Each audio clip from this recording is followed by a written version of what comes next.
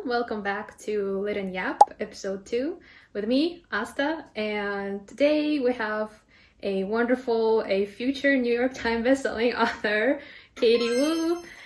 Katie, thank you so much for joining today, taking your time. So Katie's upcoming novel, Meadow Lake, will be published by Harper Voyager on 2027, right? Yeah. That's right, yeah. Yay! Okay, first of all, congrats again. This is exciting. How are you feeling? How's life been after the deal and everything? Oh, well. Crazy. The deal happened in April actually, and right now it's late August. So it's been in the works for a long time. I've just not been able to tell anyone about it because publishing contract negotiations take like a really long time. And so technically, yeah, I wasn't able to tell anyone until August. So I was just like secretly, excited, but no one no one could know. But now I'm excited again, even though it feels like I'm excited, but like the wave of initial excitement had already passed because that was like Totally. back in April. Yeah. Yeah. But it's great to see like a positive reception to the announcement, and so I'm really hoping that readers find the book, when it comes out eventually in 2027. It feels like so far away.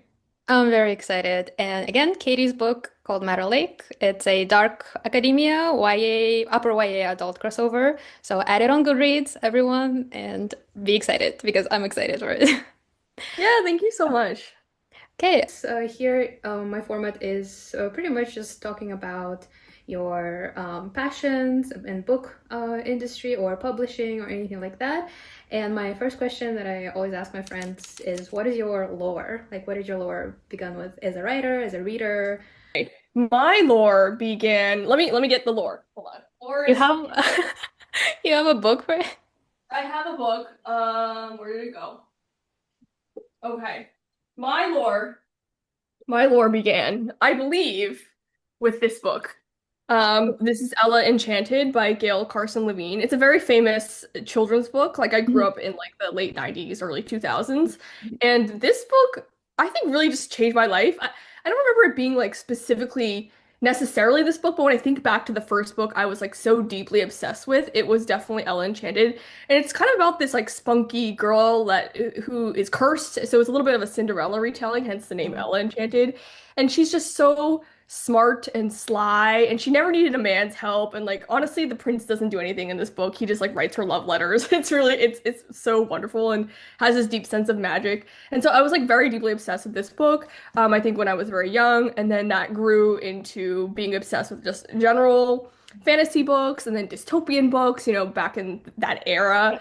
And I think the first thing that made me want to be a writer, even though this honestly, like, just I'm spilling lore. Like, I've never really wanted to be a writer, but the first Mhm. inkling I had of like maybe I want to be a writer was back when I was reading Maximum Ride by James Patterson. If you've never heard of it, it's kind of like a dystopian novel about these kids with wings.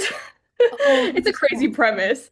But my lore started when I was so obsessed with that book that I decided to write like very short amount of fan fiction. That's where everyone starts with. I know it truly is. And Maximum Ride is crazy because the so again, like the kids have wings, right? And there is like a love interest, and they're all like 14, so none of this is weird, but they're all 14, and there's like this love interest who's like this bad boy, essentially like kind of like a shadow daddy, but like in Oh training. my God. I know, and he Yeah. had these wings, and he had like these black raven colored wings, Yeah. and little old me was like, this is the beginning of the lore. So I was like, I think that's what started the whole like interest in like romantasy, whether that was romantasy back then or not. We didn't call it that, but I think that's what got my little heart pitter-pattering. Oh, I And see. so I wrote like a very short fiction, only like 2,000 words. It was nothing. And then from Mm. there on, I never wrote a single other thing after that. I just was like, I'm done. Yeah, that was like your introduction and then the ending. Yeah. Yeah, exactly. So that's kind of where the lore started in terms of reading and also writing. So this one for reading and then Maximum Ride for writing.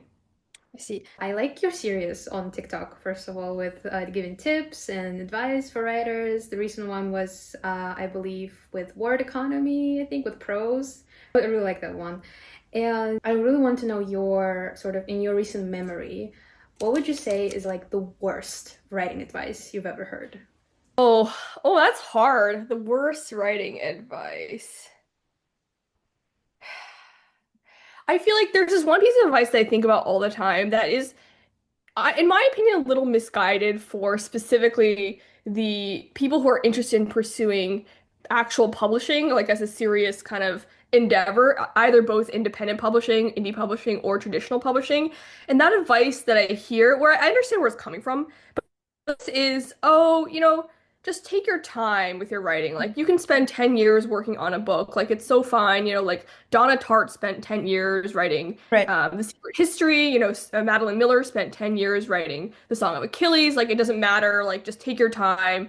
Your story deserves the time it needs to be told. And I think that is a little misguided, especially for pursuing publishing because we can't assume that we're Donna Tartt or Madeline Miller. Like, I think those are kind of once in a generation talents, Mhm. and those are the kind of books that they've already kind of established their voice and they have the means to write one book a year. So it's both a factor of like the publishing industry is an industry, and if you want to like actually make a career or some sort of money out of it, you have to learn how to write faster than once every 10 years unless you have other means to support yourself such as a spouse or, personal wealth, which is all fine. Like if that's your situation, then go ahead, write your book every 10 years. But I think for the average writer, clinging onto the idea that one project, may take you 10 years, I think one should reevaluate that, especially if it's like your first project, because there is this tendency to want to like keep polishing, keep Right. world building, keep Yeah. trying to figure out this one story.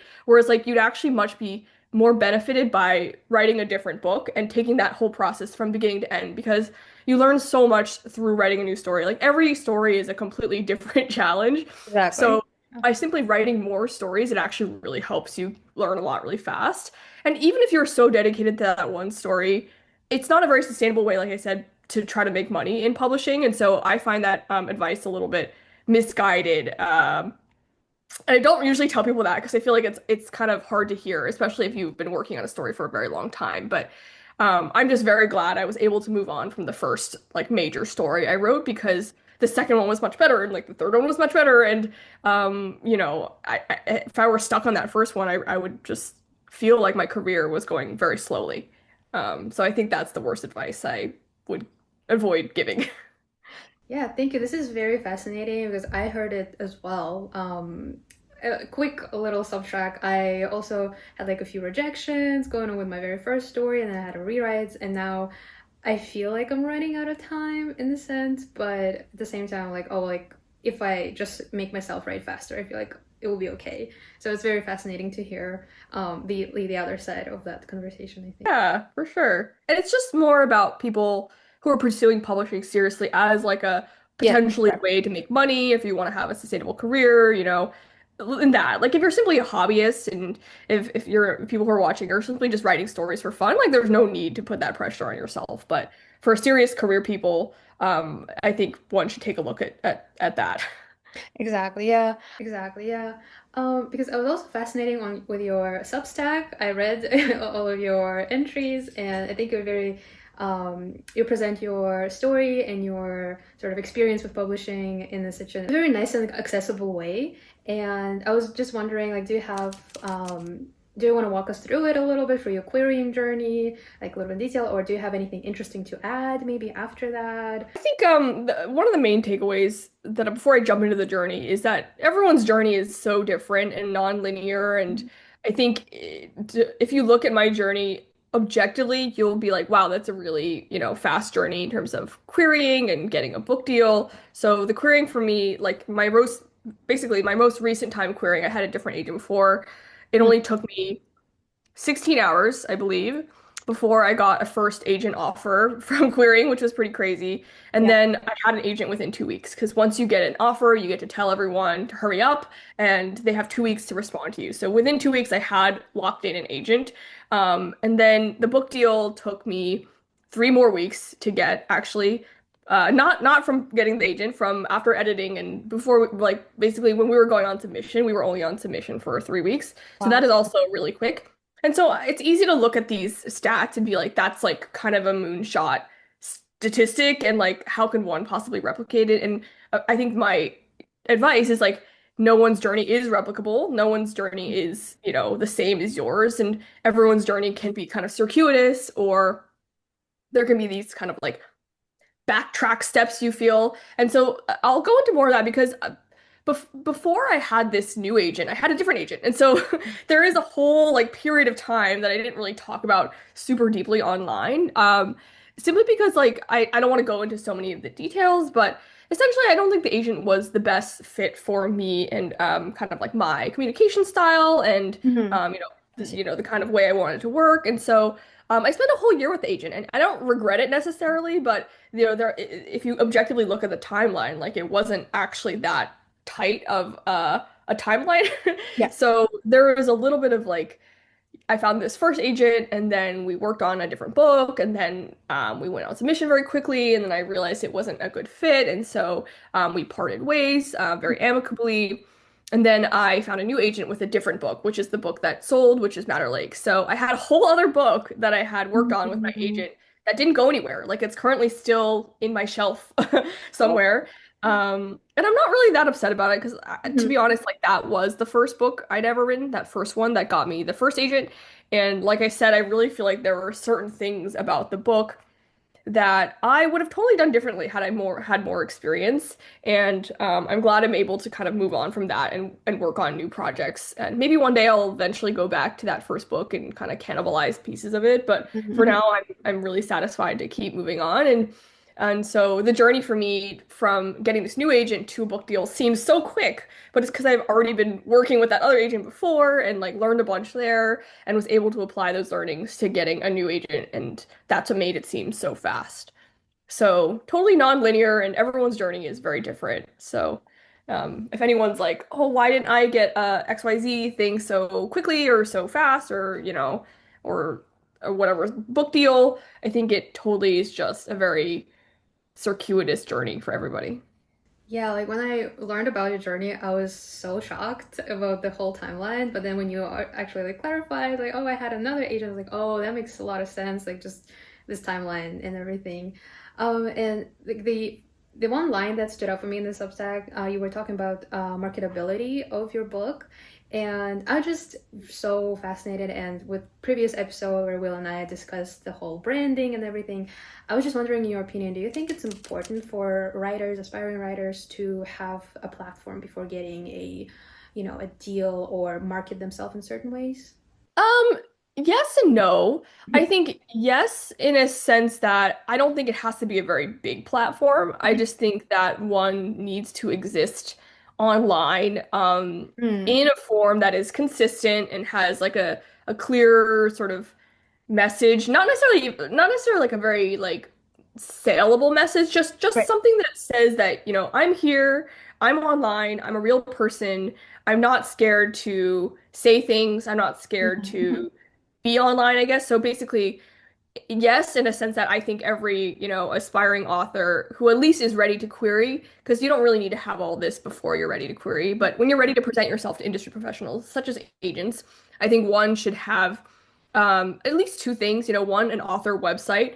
And so you can make that super easily on like Squarespace or Wix. Like I use Squarespace. Yes, it costs money. I think maybe Mhm. like $10 a month or something, Right. but I was able to make a website in like 2 hours. It's very quick. And then the second thing that one should have is just a general social media presence Mhm. across the platforms that you're interested in. You don't have to be on all platforms, just pick one or two. I think the primary one you probably should pick is Instagram, just because Mhm. Instagram is kind of, in my opinion, the new LinkedIn for Mhm. writers. It used to be Twitter, but Twitter died because it's R.I.P. bad. Twitter. Yep. Yeah, yeah. So everyone's on Instagram now, and that's kind of the way that you like really network with other writers and where people will start to find you. So I do think like people should have a website and social media, like ideally an Instagram.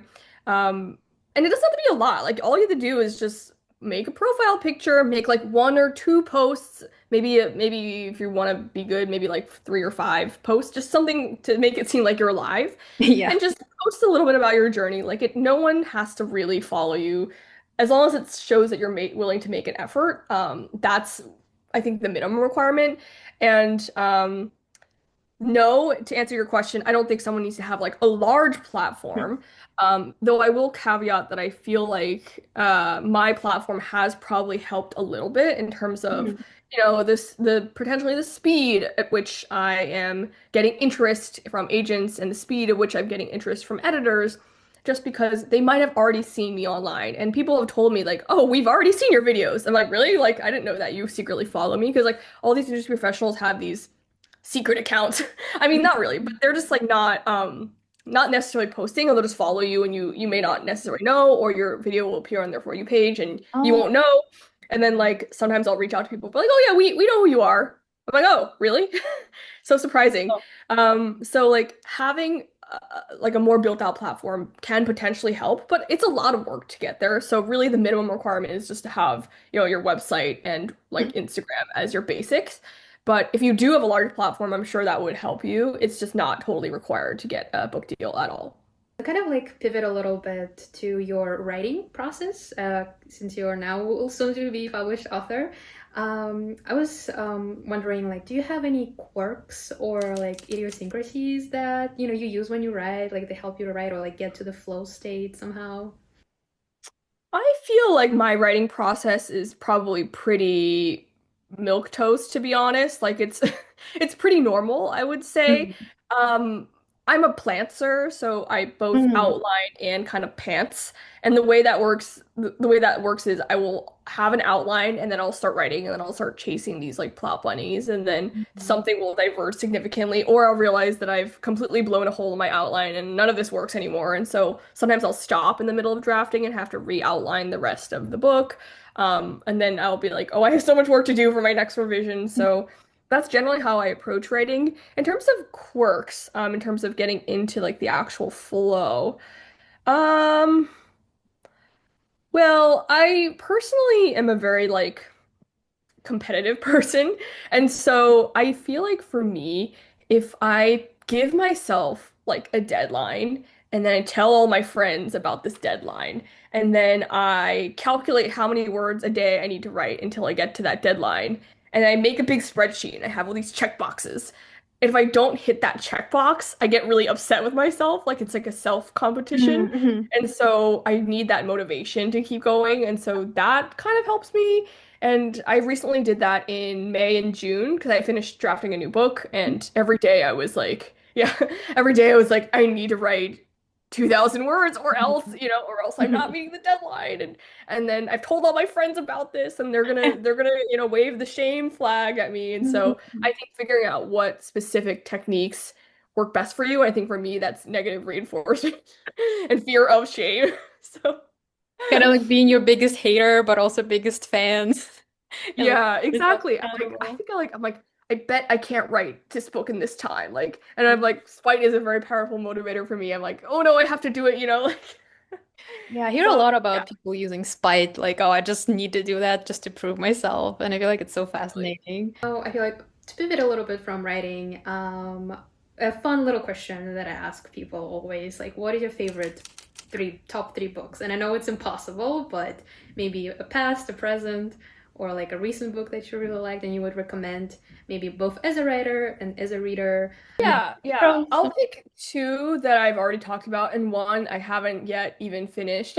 But so the two that I would really recommend. Well, the first one is let me. I think it'll be pretty obvious. Like I always talk about the same books, but all right. I love that I'll, stack of books just like standing there. I'll pull this one, and then what was the other one I was gonna say? I forgot. Hold on. This one. Oh, okay. Okay, so the two that I think are my favorite books. Well, first is everyone knows this book.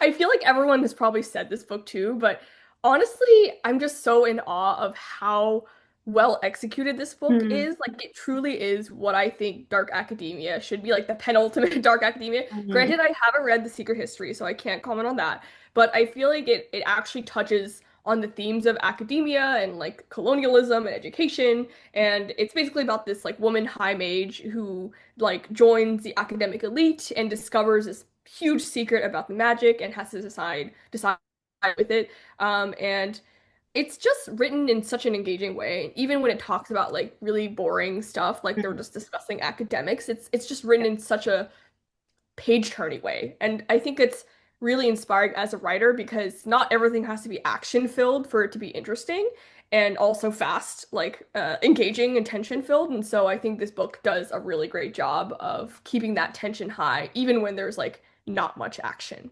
Mhm. The next book that I love, that I also have talked about a lot, is The Vampires of El Norte by Isabel Cañas.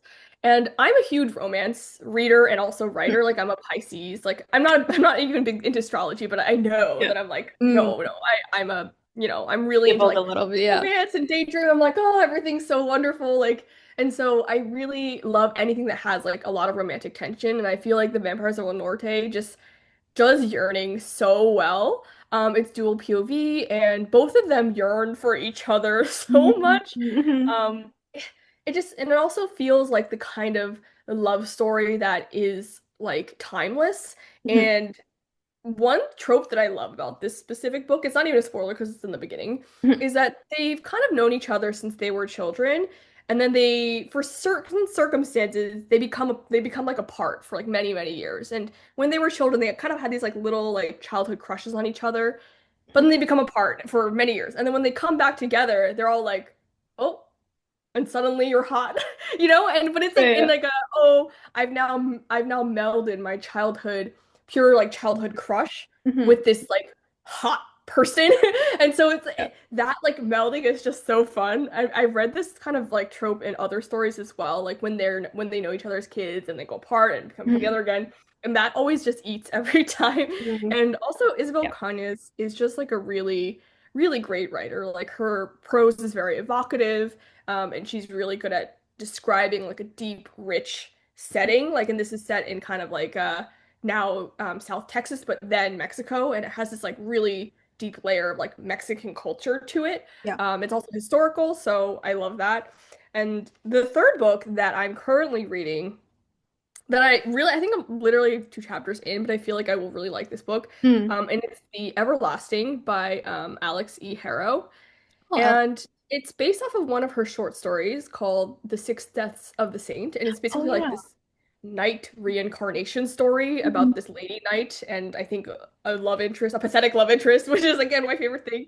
Um, but But Alex Harrow just writes so evocatively. Like even in the first two chapters, I was sad. Like I was like, I know this is going to be an amazing book, and I know it's going to hurt so bad. And she's just such a great writer. I really feel like in terms of prose quality, like I always go back to Alex Harrow. Awesome. I'll definitely add all of them to my TBR. I have Blood Over Bright Heaven. I think it was you and a few other bookish friends who are just recommending it a lot. So I'll Yeah. definitely give it a try. So I guess this would be it for today. And thank you again, Katie. There was a lot of fun and talking to you about your journey and just everything, like your tips and advice. I feel like it was really informative, and um, a lot of people probably gonna find it really informative too, and hopefully be more encouraged to write and be inspired by your journey. I think it's very inspirational for me, at least. Your journey. yeah. Well, thank you so much. I really appreciate that. I mean, everyone's journey is different, totally. It's publishing is a crazy, crazy world. So Imagine, yeah. anyone who's venturing into publishing, best of luck. It's a mental battle as much as an actual battle with the, with publishing itself. Yeah. So, yeah, if anyone's watching, like, you got this. Is there anything you want to add? Maybe a little bit about your book, or what are you working on right now to plug in at the end? Yeah, so Matter Lake is gonna come out 2027. It's about two rivals who fall in love through a magic painting contest at a magic painting university. So it's dark academia, but paintings, and it's like loosely inspired by the Barbie Rapunzel movie, if anyone's ever Mhm. seen that. Iconic. Maybe I'm Classic. maybe I'm dating myself, yeah, but it's like that like transportiveness of paintings where you can kind of like go into them, but it's not scary. It's like very like beautiful. I would think it. it has a bit of a cozy vibe to it. So if you're interested in like a kind of cozier story, like this is the kind of story for you, hopefully. And in terms of what I'm working on next, I am hoping to write more like romantic fantasy books. But I did mention that I finished a new book in June, and just like a quick intro. It's first of all, it's not contracted anywhere, so there's Okay. no prospects about where it's going. But that one is about a two sisters in 1906 San Francisco. They're Chinese American immigrants, and basically one of them is dying, and the other one kills herself to go to limbo to save her sister's spirit. Oh, wow. Um, yeah, so it's kind of like Orpheus Exciting. and Eurydice, but Chinese American immigrants in 1906, and one of them has a sword, and it's really fun and sad. Oh, I'm sold. I'm sold already. I love the dynamics and everything. Yeah, yeah. So that one's a little bit different because it's a historical speculative. It's a lot more literary, I think, Mhm. but yeah, that's what I'm working on next. But I will be writing more actual just romantices that are Yeah, just, fun and just happy. that's exciting. I wish you all the luck. Oh, and again, thank you so much for joining me. And thank you guys for watching. And if anyone has questions for Katie or for me, just leave them in the comments. And make sure to check out Matter Lake when it comes out in 2027. Add it to your TBRs and everything. And we'll see you later.